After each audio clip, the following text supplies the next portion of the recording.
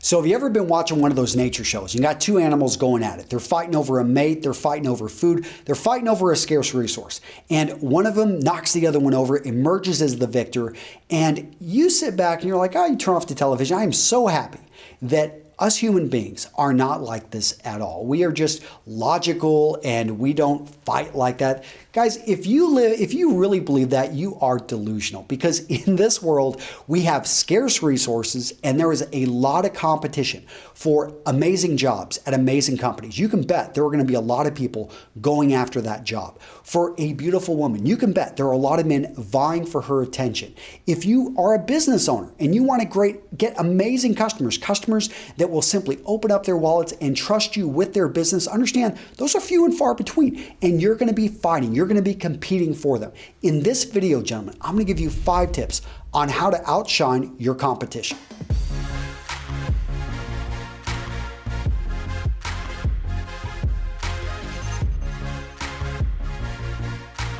Now, gentlemen, these 5 tips on how to outshine your competition, this can apply to your personal life, it can apply to your business life.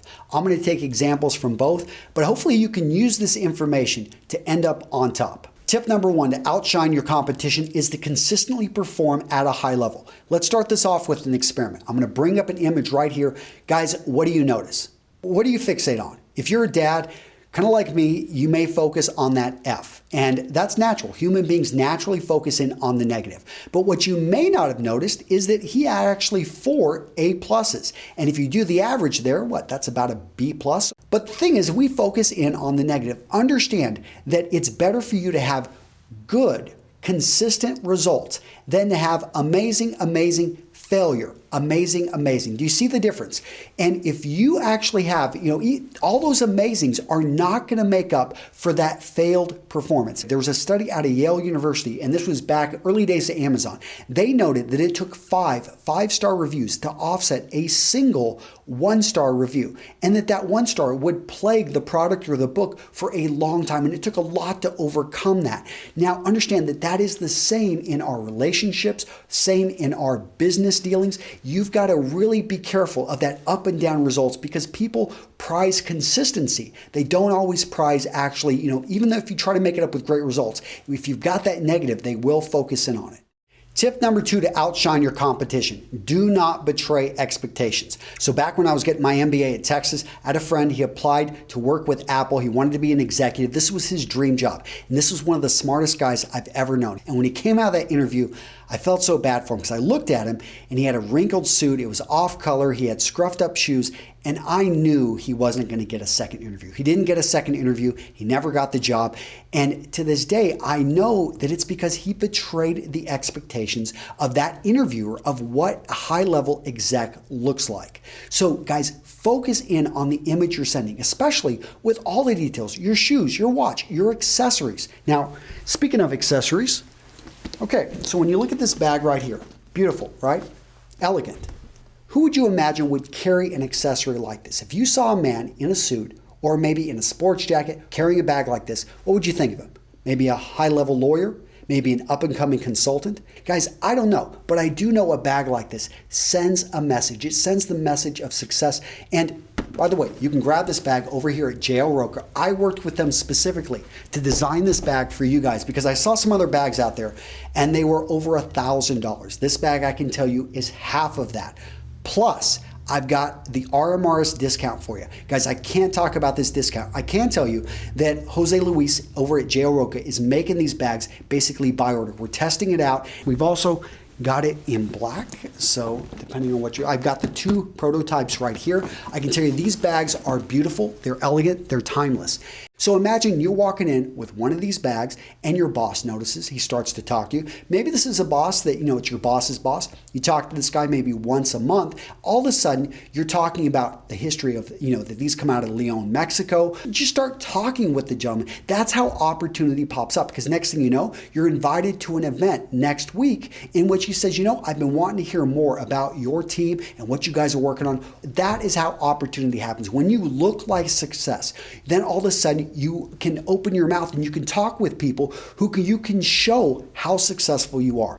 Tip number 3 is take the initiative. I can tell you That initiative is hard to find in employees or just people in general. Even a lot of business owners don't have much initiative. You need to have the initiative to see a problem and just go out there and fix it. I'm not talking about spending 20 hours or 8 hours or even a huge amount of time on solving the problem, but it is something that, hey, if it's a small thing, well, stop and fix it. Now, the key with taking the initiative is also, especially in a workplace where there's a lot of politics and you want to make sure that you get recognized for this, is to actually have others know that you do this. So I find that a great tactic for doing this is actually after you take the initiative to maybe solve that bug in the program, brief your boss on what happened, why you did it, and just that you want to keep them in the loop. Now, you're just FYI and informing people of what happened.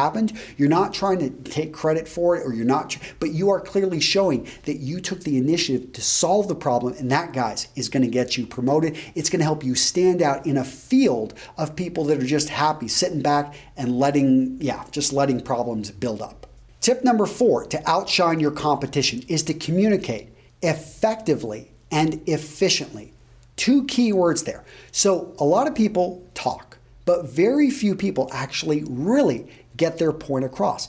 And many people are talked to, but very few people actually listen. Make sure whenever you are speaking that the people you engage with actually understand and really get the point. And when you're listening to others, make sure that you are listening and that you get it and that you understand. It seems so simple. I know some of you guys think, Antonio, come on, that seems obvious. Well, so many of us, when other people are talking, we're actually just waiting to be able to say what we want to say. We're not even really listening. A good exercise that I would invite many of you guys to try is to actually try to repeat back and to summarize the points of what the person just said, to really make sure, and this is key at work. Oftentimes things are misconstrued in an email. If you get an email and you're wondering about the tone or what's really going on, we'll actually take the time to understand that some people prefer text, they prefer phone calls, they prefer in person. Make sure though on communication that you are known as a great communicator, and I think that it's something that is oftentimes forgotten, but is incredibly important. Finally, guys, tip number 5 to outshine your competition is no excuses. Don't try to make up excuses, even when it's not your fault. Now, I'm not saying that you need to take the fall, you need to take the blame, but you may want to just say, I don't know whose fault it is. I don't know who did that, but the buck stops here. Guys, we're going to solve it. We're going to fix it. And when people are amazed when somebody actually says something like that, or if it was your fault. What you do when you have a no excuse rule is that people realize basically you're dependable. You're going to be straight up. You're going to be honest.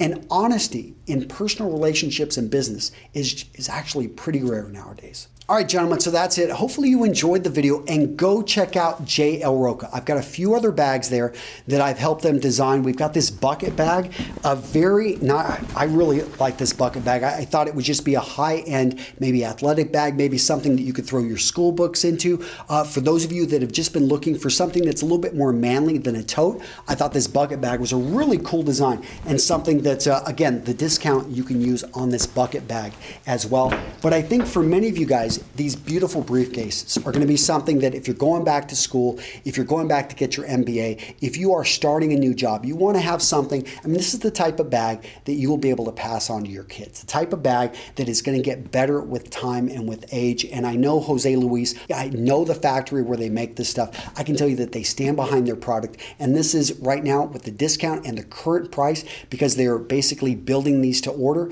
You're not going to find a better deal out there for, this is a deal I definitely would jump on if you're in the market. Other than that, guys, I'll see you in the next video. Take care. Bye-bye.